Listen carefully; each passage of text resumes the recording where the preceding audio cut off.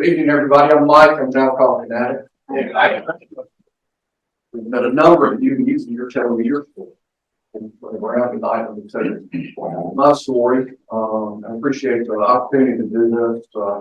My date of sobriety was May 15th, 1992.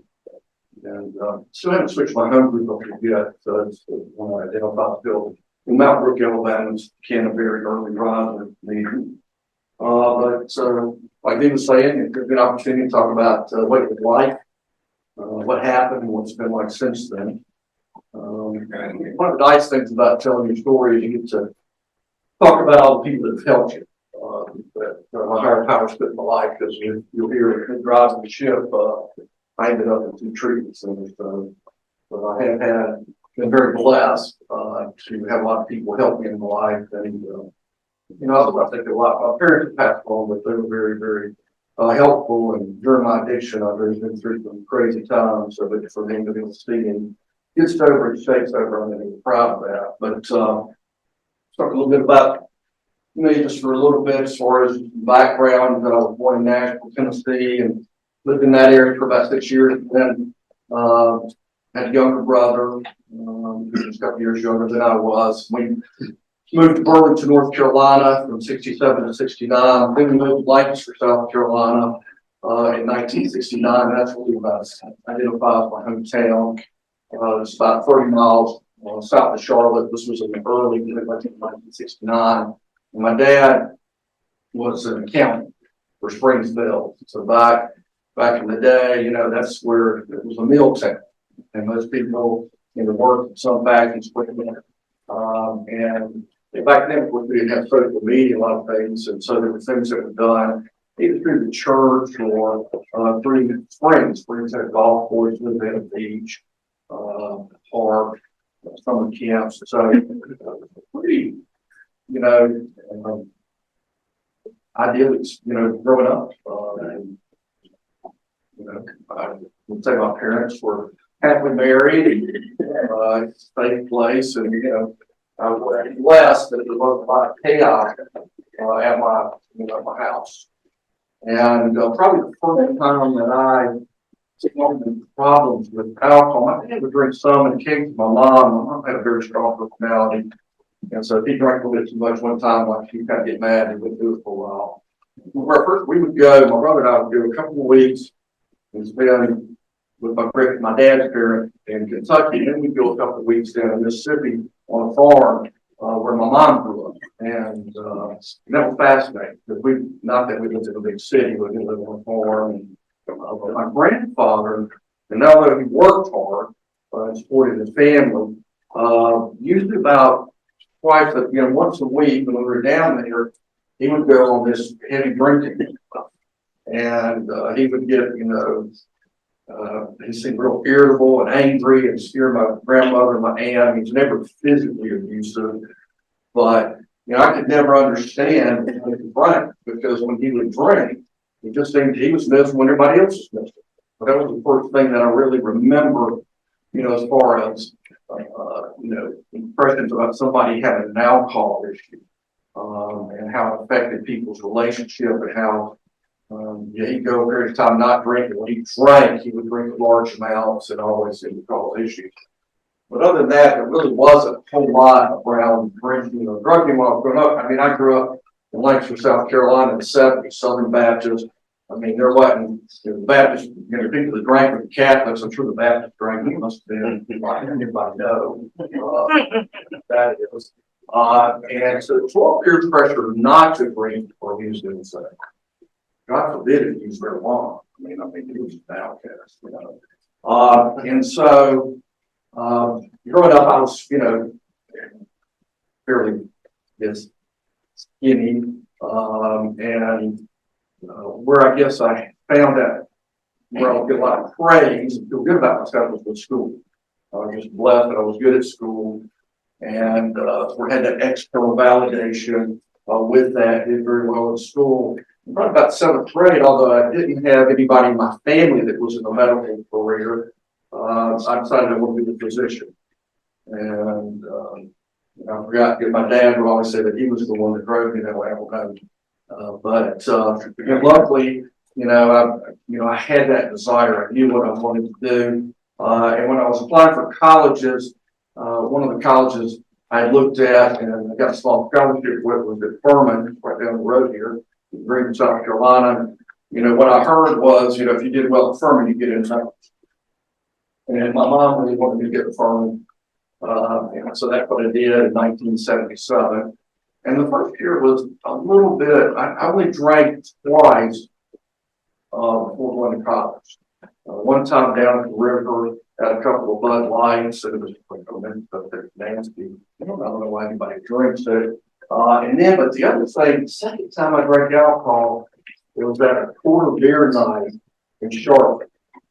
And got really drunk, threw up and all that kind of stuff. But the second time I drank alcohol, I had an effect from it. Went up to Furman, and started getting into school. Of course, it was a lot harder than high school. Met a guy, a kid friend of mine, we started studying together. And I do some drinking, on the weekends, more because there'd just be more downtime, kind of boredom, not a lot going on. But really not much, effect there. I've probably tried marijuana a few times toward the end of my freshman year, but again, not much. Did really, did pretty well in school. Came home, come home in the summers. I'd been working. I had a job in the summers, working in the cotton mills, and I did that. The second year, so for the first 19 years, I was a model swimmer. Actually, everything. All of a sudden, my sophomore year, I'm moving in with this guy. We actually stayed initially on campus and renovated the room that we're in. And that year, Furman decided they were going to go ahead and market and try to get get a number of students that come from the Northeast to come down. So a lot of these individuals that had been in prep schools, things like that. And so they came down and they were, like the people I was around earlier, they were big partners. And so sophomore year, I just been kind of just changed totally. I mean, I was more with marijuana, but drinking, experimenting with other things like LSD. But the big one was probably marijuana and alcohol. And it started to cause some consequences fairly, quickly. We would have people come over to our dorm room a lot of times and smoke marijuana. And then one day I got a phone call from the kind of a hall monitor. And he said, hey, the director of housing is coming over and we want to meet. Well, even though I was very stoned, I knew that wasn't a good thing. The director of housing wanted to meet. And so once I got everybody out, I told one of my friends as he left to go spray Lysol down the hall. So I go down to meet, I'm not really afraid. Get in there, this director of housing, this guy, resident assistant, hall monitor. So the director of housing said, yes, I got a call for Joe. And he said there was a strong odor of marijuana seemed to be coming out from underneath the door. And he said, first by the time I got here, all I could smell was Lysol. I started laughing. The resident assistant got home, he was crying. He was so upset by it, and I'm thinking, what a this? That's what I thought. But we came with this mutual agreement at the end of the semester, I would move off campus. And so moved off campus. That didn't change my using it all. I was blessed that number one, I tried cocaine a couple times, it was just too expensive. And then pills just weren't around back then. I mean, opiates, you just didn't see opiates. So I mean, God bless that. I'll talk a little bit later about it, not my opiates. That college I was in. So it was mainly alcohol and marijuana. It started coughing, and I talked to my mom that I had tried marijuana a few times, thinking that she would be hip to that. Of course, she was not. Created friction, between us bad friction. One month, Daddy called her up. One time I got in an argument with her. I went up on Paris Mountain, which is close to Greenville, drank a 6-pack of beer and then decided to drive down Paris Mountain very fast. Not a good idea. Ran off the side of the mountain. I'm very lucky I'm alive. But, it's those things that totaled my car, all kinds of stuff was going on. Parents didn't really know what to do, treated really what around me, and I was doing good at school. So I come home after that second year. I'm still working in the textile mill. Of course, I think I'm better than everybody. I'm doing well at Furman, and these guys, they're just working in the textile mill. And so I didn't need to be straight to do this work. And so a guy and I went up behind and worked in a warehouse. And, I was so smart, I didn't notice while we're smoking pot, the wind was blowing in. And so somebody comes out, I just remember they kicked him aside, the guy had just like this much of a joint, and he dropped it, where they picked it up, asked us to go home. And there was a big thing that was going on that day, the next day in Springs. My dad was part of that. And probably, that was one of the things where really, to this day, I still feel some guilt about. Because that was just really bad. I got fired by my dad, having to see his son smoking pot. And so all of a sudden, I got a little humility then. All of a sudden, I went to smart. I got fired, and they were thinking about not sending me back to Furman. Be a junior, and like I said, luckily my grades were good, and I was able to kind of convince them. And so they decided, again, they did a better geographical cure. So they rented me a room in the top of a house that the lady Mrs. Taylor owned, and they felt like that would kind of keep me safe. And it did help some. I want to be honest, it did help some because I could go there and I could study. I'd seen some other people that I talked about that had come down from the Northeast and partying too much and fell out. So I knew that, so I could isolate myself. But once I got finished studying, all I had to do was walk out the door, walk to the next house over, and there were some students that rented there that drank and smoked pot. So I mean, how that worked. But I was able to, again, still keep it under control, still know, not to, be using, while I'm trying to study and stuff like that. And so my grades luckily stayed, good. I worked in the hospital as an orderly. Back then they said, if you work in the hospital, so that'll help you get into medical school. And I do remember, there were times when I worked every other weekend, go in early. And definitely there were times where I go out that Friday night, I'm going to have a couple of beers, but I'm going to get up early. And I'd drink, a lot more than I intended. I'd go into work really hungover, we had a little room where orderlies would study, it wasn't big as a closet, and just pray nobody called me. And then one time I just didn't show up for work. I didn't show up for work, and they won't care. Of course, I got written up for that. But, luckily I was able to, get in the medical school. It was in 1981. I went down to Charleston, South Carolina, for medical school. Similar to college, the first year, still kind of figuring things out. And you got a lot more, people. Every time I went from high school to college, medical school, you got people that are really good at academics and very stressful. But pretty soon I found the people that like to party. And then the next year I moved in with somebody. We got a room in an apartment, mainly marijuana, alcohol, but I was able to keep it within the lines where my grades were okay. And by the grace of God, I don't know how I never got a DUI. They just have these parties over on people that know about Charleston, going over to Big Ridge, and going to Mount Pleasant or Sullivan's Island, and they would have big parties after test.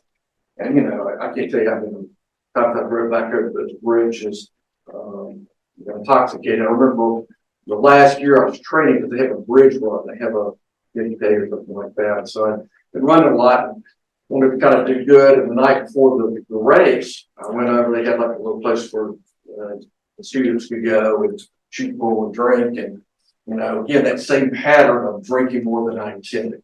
Ended up drinking a whole bunch the next day, running this race. I'm going, I don't know how I did throw up, but I just never thought about it because on the outside, I think it was going well. I had started, I'd actually gotten a job back at Springs in the summertime. I got hired back, so that was a nice thing.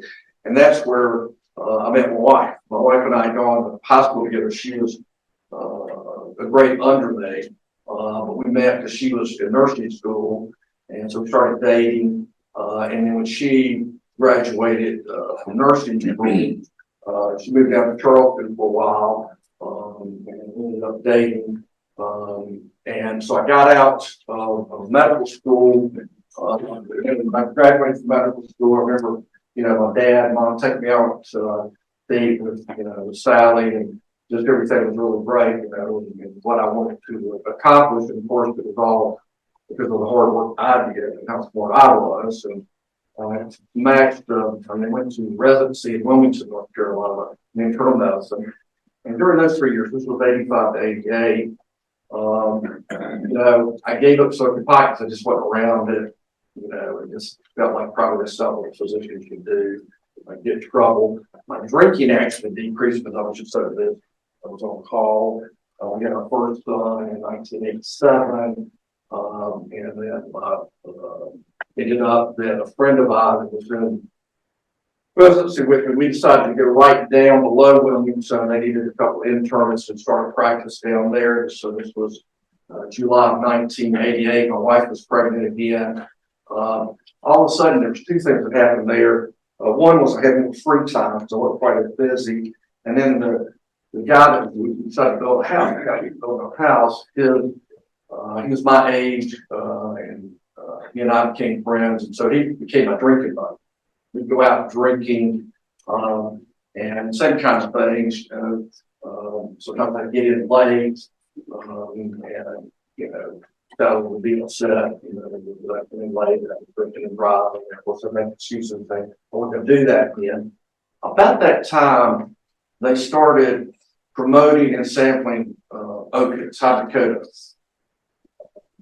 People who were involved with me, they probably remember this. They dropped them off at the office. They had two. They had it for pain, and they had it for cough. And I think, the first time probably I tried it, I think my son had a respiratory infection. They had two sons at the time. Chris Baldwin's dad was born in '89. And I took some hydrocodone cough, and I was like, notice, man, that not only helped with cough, that kind of gave me some energy, made me feel good, changed the way I feel. And it wasn't right away, but gradually over the next 2 years, I became addicted. So it was gradually, people who had problems know, as you get toward the end, it's not that you're using to get high, you're using to not feel bad. And I can remember like going on certain trips with my wife, and you're packing and stuff, when you get ready to go. One of the big things was to make sure that I had enough opiates to make it through the trip and not go into withdrawal on vacation. That kind of ruins vacation when you go into withdrawal. But anyway, and I had to get more, tricky about getting them. It's just, I was starting to take more. I couldn't get them off with samples. I would start writing prescriptions. My wife got infections a lot. She didn't know that. Antibiotics, so we can make it look correct. Right with antibiotics and process. There was a little hit back there that you didn't have the problem. Not real big, because hey, look, practice we just built. We just built this new first freestanding medical clinic in Brunswick County. We're going to have our practice, and then there's also going to be a podiatrist and a neurologist in there. And my wife was pregnant with our third son. On that side, everything looked great, and yet I knew, there were, some storms brewing in the background. About 3 or 4 months before I bottomed out, I got called to the emergency room because there was a local pharmacist who was found that he had been impaired at work. And, he'd been taking samples or something, taking this from work and everything. And I remember the way, really going, oh, you know what? That's going to be you. You got the same issue. No. What I did is, man, what an idiot. Why would you use it at work? That's what I was thinking, how to differentiate myself. Coming back and powerful, that's what addiction is. So, ended up my last son, Scott, was born. This was August 2nd, 1991. And I'd asked for some time off, so that I could be with my wife. But let's be honest, I wanted to go out and drink too.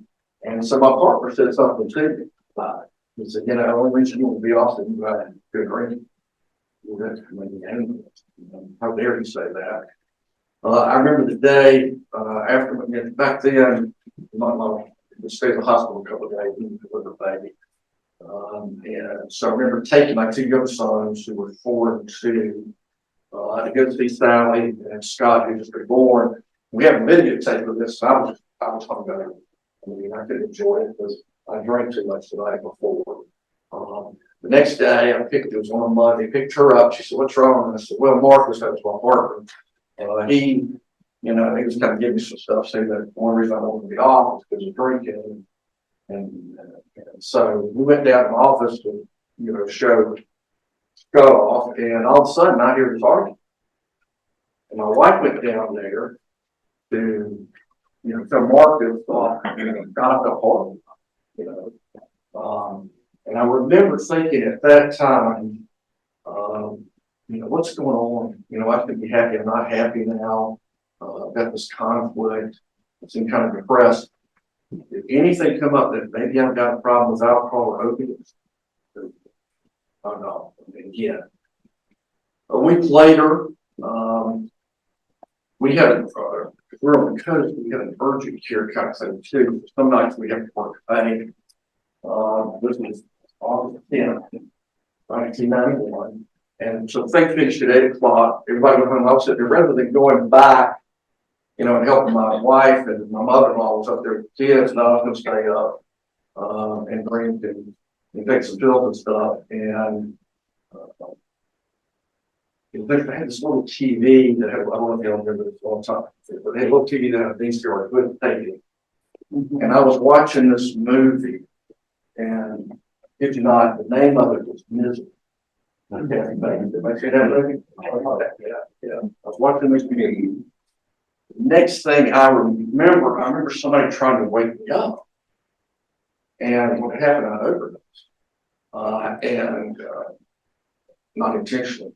And so initially I thought, oh, this was a dream, and then I said I could figure out it wasn't a dream, and I told them God was true. And the next thing that happened, I woke up and they're pulling an ET tube out of me, and I'm back in the hospital where I trained. And so I can't remember, maybe there were 5 or 6 days. So I had the doctors that would take me care of me. Then I had a bunch of people that were my residency directors come by and see me. The whole time there were nurses, everybody. Not one person said anything to me about, you got a problem with substance. Not one person. And, I go home and I figure probably somebody's going to notify me about it. Kind of thing happened. And I go back to work and I end up using it. And that's the first time I really got scared. Scared as far as not being able to stop. You're not realizing I'm an addict, but just my God, I'm in trouble. Somebody I don't know to this day who called. Somebody called about it. And I get a call from a medical board investigator, and that's never a good thing. And said, well, to meet with me, I didn't know what to do. I'm thinking about all these different life stories I'm going to tell. Thank God my partner who I had issues with, toward the end, he did save me here, and he said, hey, I know an attorney that works with people that work with the medical board. Why don't you get with them? And so I called him and he said, yeah, let me come down, don't meet with the medical board, let me come down and meet with you. And the name is the person that my higher power put my life at, Hollow, he passed on now, but he came down, good Southern gentleman, lawyer. We were talking, introduced ourselves, and I told him, hey, I'm scared, I don't know what to do. And he said, I'll tell you what you need to do. And I said, what's that? He said, just need to tell the truth. Now, I know there's a God in my life, because he said he's an attorney that told me to tell the truth. So I just being brought. And he said, hey, there's a program that had been around that long that helps physicians that have, addiction issues. And let's set you up to go up and meet with them. And so I said, okay. I went up. Second guy was put my wife, Dr. Vanderbeer, is running the program, and I met with him. I told him my story. And he said, well, the bad news is you're an alcoholic addict and it's causing problems in your life. I remember thinking, yeah, I didn't even have to tell me that. I was killing myself off the boards, I'm taking my life so well. But the good news is, this is a treatable illness. And if you get treatment and get support, you get out like 90% they win. And they said, oh, then you're going to have to get residential treatment. At that time, it probably just started. And so, I guess because I was so open about the problem I had, They let me go to a 28-day center. And I remember, God, I remember what my wife had my son who couldn't be a month old. You gotta do 28 days. It seemed like it hurted, you know. So I went to this place. This was back when you used to have sort of Haynesville models. We had hospitals that had 28-day programs. And I went to a place called Charter Northridge. This was September of 1991. And was there for 28 days and got exposed. You know, I was a doctor and did residency, all that kind of stuff. I didn't know anything about substance issues or treatment. You know, I got introduced to this whole new way of life, you know, with having an individual counselor, group therapy, and going to meetings, and working with the sponsor, working with steps, and all these kind of things, meditation, all that kind of stuff. And you know, as bad as I was feeling about myself, you know, I just launched on the recovery because you know I didn't want to keep feeling the way I was feeling, and I knew what I was doing wasn't right, and all of a sudden, you know, they could explain. I mean, I remember when I first saw the first step, and I'm like, yeah, I'm in the wrong place. I mean, that's me. I mean, I can't control my use, but my life's a man. And so it was really, you know, a very powerful experience. You know, I still had a lot of reality. I think part of the things when I got out, I was on peak cloud, and I felt like everything, you know, you're in treatment, everybody's having most of the time, you know, if you're doing what you need to do, you know, support and everything. We'll get out. There's this physical priest that had been helping my wife and I before I went into treatment, and I was meeting with him afterwards, and we were talking about some things, and I said, well, you know, he was kind of talking about some of the challenges I've been having. I said, well, you know, if God's with you, who could be against you? And he said, a lot of people can. But that was sort of that big cloud thing. And so getting back, what happened was I got my license back, went back to work. My partner had some personality issues, and of course, with my stuff going on, that made it worse. We brought 2 new people in. We're trying to keep the practice going. Well, and I've told people this, you know, it's hard to tell people. It was hard for me, especially, to tell people that I've been in treatment, I've done stuff, and so they were asking me to handle all this stuff, especially the problems he was having, the issues. And I'm thinking, I just got out of a mental institution. Y'all want me to do everything? And I got working too much. I was going to meetings. My first home group was Rizzetown. Rizzetown. How many people heard of Rizzetown? Anybody? It's about as big as it sounds. So before I was leaving treatment, I was meeting with the doctor, Dr. Betts. He's passed on now. Dr. Betts was in the company. I remember not saying that, but Rod Martinez. He was with Martinez. Yeah. But anyway, I was telling him, I was going back to the small town. I was worried what everybody would think. What's my price? What patient? All that kind of stuff. What are people going to think? Get out. And he looked at me and said, Mike, you're just not that important. People got their own. You know, that's true. And he said, in fact, people that get out and, you know, stay sober, their life gets busier. They have to be careful. Life can actually get too busy. And that's exactly what happened to me. I got back to work. You know, I had a few patients ask me what went on, but most people didn't even notice I was gone. And very quickly, it got very busy. And, you know, Griffith Town, I found a temporary sponsor, and then I got a new sponsor that worked out. We did a smoking meeting back then, and that's the one thing I didn't. All the substances I tried, that was one, but I didn't try my parents' smoke. I didn't quit later in life. I could take cigarettes, but I would come home from a meeting, and for my lifetime, I hated someone cigarette smoking. She also was relieved, you know, that she knew I'd gone to a meeting. And so, about December, I've been trying to work with people.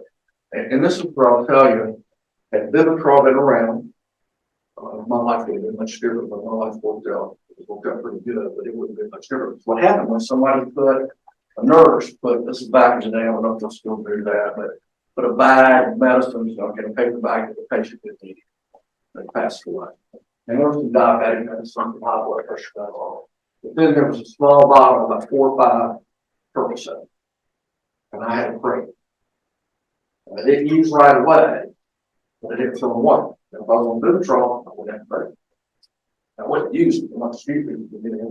But anyway, I got into that stinking thinking. I thought, well, I can control my understanding. I'll just use it on the weekends. I'll be fine. And so what happened over the next 4 to 5 months is I would have intermittent use. And of course, after I used, I felt, guilty. I get fearful, I'm gonna get caught, all this kind of things. And after a few months, I was afraid to tell the monitoring programs. I thought they made me go back to treatment. After a few months, I told my wife and I got a new spots where I was trying. I was one of the people, but it seemed like about every 2 weeks I was. And so finally, I'll never forget, I came in one day and I told my wife, I said, I'm driving myself crazy. I can't live like this anymore. And I don't know what I'm doing wrong, but I've got to get honest with that. I'm using. And she said, what do you think they make you do? And I said, well, I already hardly gone to treatment once. And I'm not using like it was before. And I'm turning myself in. So they'll probably have me do stuff. That's probably good. So I called up. Looked up Bob Vander, former military guy, so he was real straightforward. What was happening? And you didn't have evaluations back then, where he just said, you've had a relapse, and I think you need to go to a specialty program with healthcare professionals. It's 12 weeks long. And I begged, Dr. Edward, I'm going to lose. I'm going to have to string my license, and my practice is going to go down. I'll probably get to bankruptcy. Please don't let me do that. And, what I loved about it was, I didn't like it at the time, but, he didn't waver a bit. He said, no, this is what I think you need to do. And if you don't stay sober, you're going to lose more than that. And so there's no wiggle room. And I learned, from him on that one, sitting in that position. And I'm glad that, God did somebody in my life that told me what I needed to do, not what I wanted to hear. I went and talked to my sponsor and doing something right, relapsing. I talked to my sponsor, he was just a blue collar guy. He said, what's wrong? I said, well, I got honest about using, and they're going to make me go to a 12-week program. I don't think I need to do that. I honestly believe it. I think I need to do it. My sponsor looked at me and he said, Mike, if you knew what you needed to do, you wouldn't still be using. That's the power of addiction. That's the power of addiction. Even people who are relapsing, myself included, think we know what we need to do. Now, what was lucky was they had some leverage over me, but also, I did trust. I trusted both Dr. Vander and my sponsor. That's what recovery does. So rather than going into treatment resentful, this is a bunch of crap, all of these want my money, they're punishing me, it totally screws you. They're just trying to help me. Any consequences, I'm responsible. And so I got a lot, went to a place called Perspective, just called Harley now, the 12 weeks of treatment, learned a lot of things. And I was able to add on to that. I wanted to stay sober. Most people, that have a true relapse want to stay sober. Learned a lot. Everything that I was worried about did happen. I did have to surrender my license. My house got foreclosed on, practice closed in, and then later on went through bankruptcy. All that stuff happened. Well, who was responsible for that? Me. But nobody gave up on me. Monitoring programs get up on me. What happened was everything crashed down. So I went to treatment the first time in Raleigh. So I thought, let's move to Raleigh. Because I knew there was a good professional group there. It needed to be good meetings, easy for me to find a job. Went, met with the board. Never get this, but in October of September 92. And people were enlightening. They gave me a 2-month license. Give me 2 months. I don't think they would do that anymore. I didn't care. I got a job. And actually, I got a job at a place in urgent care in Raleigh, and the guy liked hiring people who were in recovery. He said, people in recovery are happy with the job, happy to stop a chance to work. And he said, yeah, I'm fine. So there's a problem, we're going to know it. And I did that, and, things this time, still got a sponsor, got a new group to do some stuff there. I still work with my sponsor, Vice, he's a great guy. I did my first fist step with him. Two things I kind of remember that early recovery. One was coming in one day, and you could tell in the professional group that something had happened, something was going on. And there was an individual who was early in recovery who moved to Colorado to North Carolina to do a residency in June, and they had found him dead in his car. He was my age, and that's kind of when you got somebody with how fortunate I was and I didn't die. and this individual had died. And, you know, so that just really made it kind of real about what's going on. At the time of my life, it was very, very vivid. I remember there was a guy that I learned a lot from him. His name was Charlie. And there were two things about Charlie. Number one is he had a handlebar mustache. I thought that was fascinating. I always wondered, like, he grew that before he got sober, he grew that when he was drunk. I mean, I didn't grow up your mustache. But anyway, he would introduce himself as a grateful recovering alcoholic when he was in the grateful part. Grateful about being an alcoholic. It was that recovery part, that recovery, grateful recovery. He was recovering alcoholic. And he made a big, impact on my life. And gradually what started as promises started, happening. I always say this, the first time I got out of treatment, I had a job to go to, and things didn't work out. The second time I got out of treatment, things that looked like, when I was getting out of treatment the second time, I was hoping I could go right back to work. And they said, 3 months. And I was, kind of devastated in the financial way. And again, that sponsor said, you know what? Because at the time I was 33, he said, if you stay sober, you're going to work a lot of your life. And he said, you might want to take advantage of having this time off. And he said, in fact, we're not going to talk about what you can't do because you'll be miserable. Let's talk about what you can do. And I'm not saying every day it's easy, but it really made a big difference in life. Because there were other things. I mean, it would hit more meetings, do more recovery, do more things with my 3 young sons, do stuff like that. So again, that's where, to me, recovery and sponsorship kind of goes up, and it can take situations, and I've got a certain perception, and it flips. It flips it. So rather than being a victim, oh my God, they're not, let me look what I've got all this extra time. What can I do with that? And so, you know what? They knew what they were talking about. I needed some time out of treatment just to do recovery stuff. And I did that. By the time I went back to work, my recovery was fully established, and this time I stayed sober.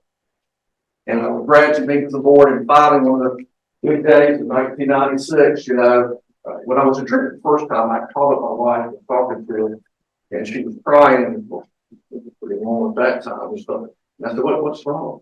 And she said, I had to go to your office and mail your license into the medical board. I talk about the promise as far as the physical. So today that board, gave me my license back and able to take that in. And that's what recovery did. Because before, they didn't trust me. They shouldn't trust me. But, showing recovery, following other people's direction, being honest, open-minded, willing to do those kind of things, those promises came true. These, rebuilding financial stuff, rebuilding trust with my parents, with my wife, with my colleagues, and then finally the medical board. I could have done that without recovery. Then it happened to be that I went to one of the same meetings that the guy that saved my life, saved my career, and he called me out of the blue late 97 and said he was going to be retiring.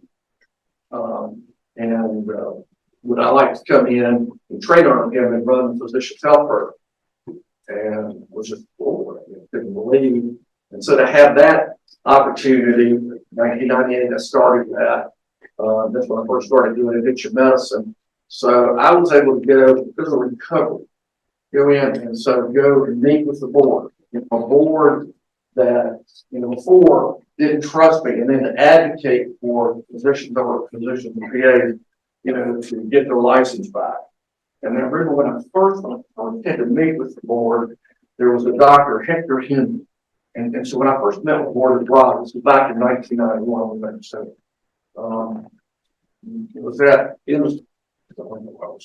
but I went in this room, and there was this board and table, and they had all these people. They went around. I'm sitting there with my attorney. You can imagine nervous something. And they said, this is Dr. Hector Henry. He's a pediatric urologist. He'll be the one interviewing you today. Now, Hector wasn't a very big guy. He wasn't intimidated with him. But then I looked, and he had a crew cut. He was military. I mean, he chewed my ass. Not that I didn't deserve it. It was like my attorney said, we're looking at fair gun. I did get my license. Well, as I was running the physician's health program, so very years later, Dr. Henry rotated back on the board. And, and so I needed, to get somebody that needed a little bit of a stern kind of interview. We asked Hector to do it. He was doing one. And afterwards, he walks over and he sort of worked there to give me a hug to say, hey, did I do a good job? Well, I'm not much of a hugger anyway. But when he hugged me, I jumped. And he said, what's wrong? And I said, Dr. Henry, I never in my wife's dream thought that you would give me a hug. How about you might have choked me? He said, you know what? I said, you don't remember the first time you went to He said, no. I said, man, you chew my ass out. I mean, I deserved it. And he said, oh, I wasn't that bad. I said, Dr. Henry, I still got some body muscle. But again, that's what the recovery does for. And that's the thing it does. I mean, think about me is people put my life and help me, because when I was driving the ship, they didn't trust me. And I had the privilege of doing that for 6 years. And during that time, in late 99, I come home and my wife says, hey, I need you to sit down. I need to tell you something. And she was pregnant. We thought we were finished. And so that, I had 3 boys. And then in August of 2000, I had a daughter, Summer Rose. And that's a recovery thing. If I not stay sober, that second treatment, they had families program, and you had to think when your significant other come over, you sit in a group room, the group would be around you, they put 2 chairs together, your knees touching, and group sort of, they read the impact thing, and you talk about kind of your role in it. And I remember her saying, she said, I love it, but I don't have no treatment. Relax, I skip it. So, and luckily I was able to stay sober because of that beautiful daughter. So anyway, we ended up in 2004, had an opportunity to go down to Atlanta, Georgia. There was a Dr. Doug Talbot was the person who really first started treatment for physicians that had health issues. And again, an unbelievable story. And I had the privilege of going down. He was retiring, and to work with him. And that was a challenging time. I had lived in Raleigh, got sober in Raleigh, and had moved in a while. I'd moved, and after moving my recovery, my family was really challenging.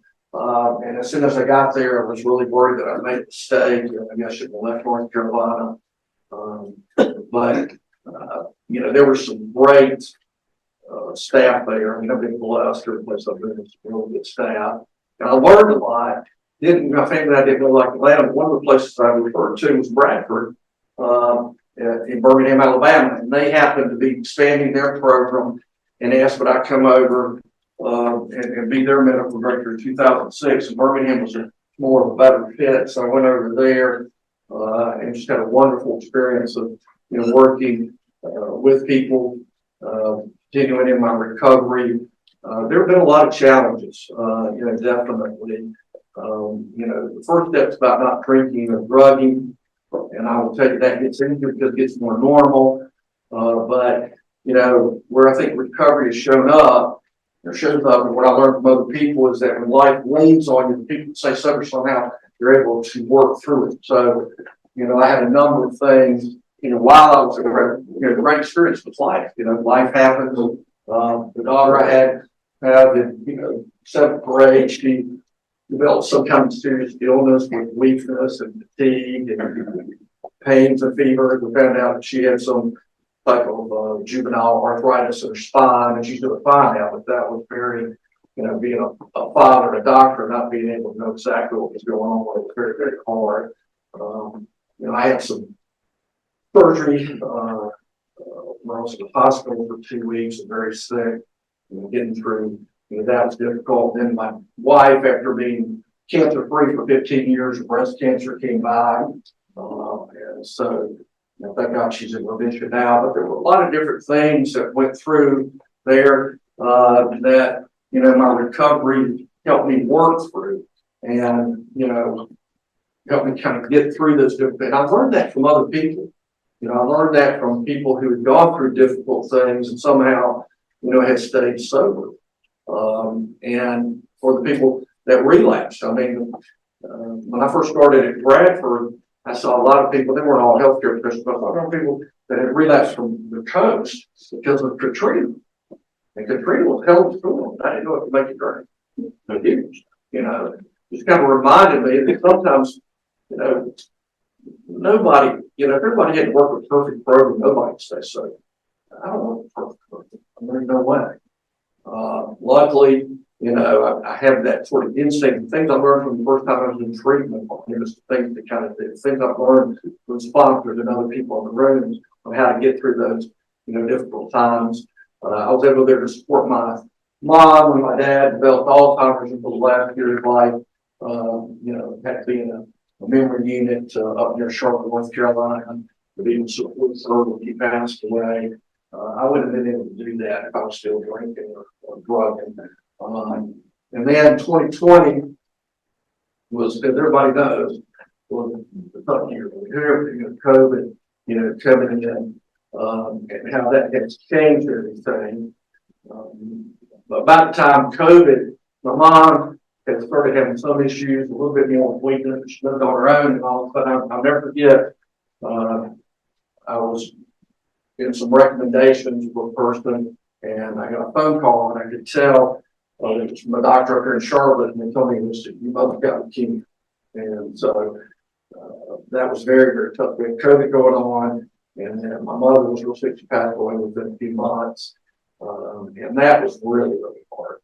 And, but this is where people will say, you got to be, and I understand this, you can't have your job in your recovery, but I've always said with so many patients, you don't always go.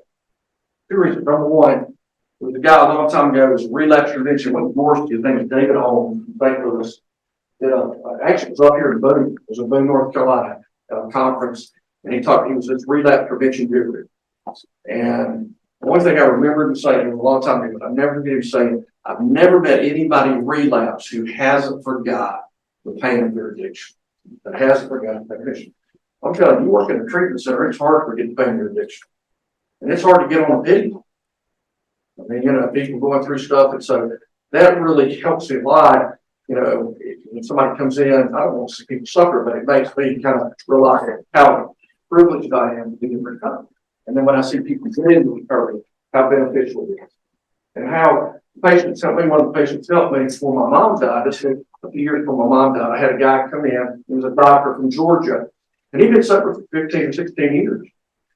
And he had a relapse, and not many relapses, but this was bad. I mean, he got to legal issues, he got in trouble. And, when I was meeting with him, there's no a selfish part of mine. What happened? I mean, he was sober 15, 16 years, doing well. And he said, my mom died. I said, sorry for your loss, my father's died, my mom had died. But I didn't realize that if your mother died, you could go back to use it. It was okay to go back to use. And he looked at me like it's crazy, and I said, no, exactly. There's nothing that a drink or drug, what we went back to Dr. Wilkerson, he said, there's nothing that a drink or drug won't make worse. Again, he got sober. I'm talking to the recovery conference a year or so later, he's back working, doing well. But when my mom died, that's the person I thought about. I said, you go different than him. And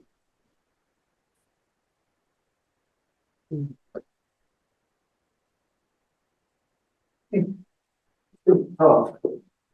Still is tough. But that's for the people in the rooms, patients, y'all never know who, that therapeutic community, that's helping each other. Don't help me too. And so that's, the privilege of continuing to do this, work is that there's little things that patients can say. When I think I know everything, I'm just going to cut off things I can learn. We've talked to people bring in different books, that they're reading. I don't read that down. That's recovery. My daughter was getting ready to graduate here from Alabama. My wife and I had always wanted to come back to the Carolinas. I love Bradford. There's a guy I worked with at Bradford. Some of y'all talked to Shay Allen, and an opportunity came to me in September last year, and he said, "Hey, there's a treatment center, Pavillon." I said, "Yeah, that's Pavillon." It started about the same time I started addiction medicine, so they're looking at probably bringing in some new leadership, and things just sort of lined up. My daughter was graduating. We wanted to get back to this area, toward the facility. Talk to some of the staff. Like I said, I've just been blessed to have worked with people that are really quality people, and just sort of lined up.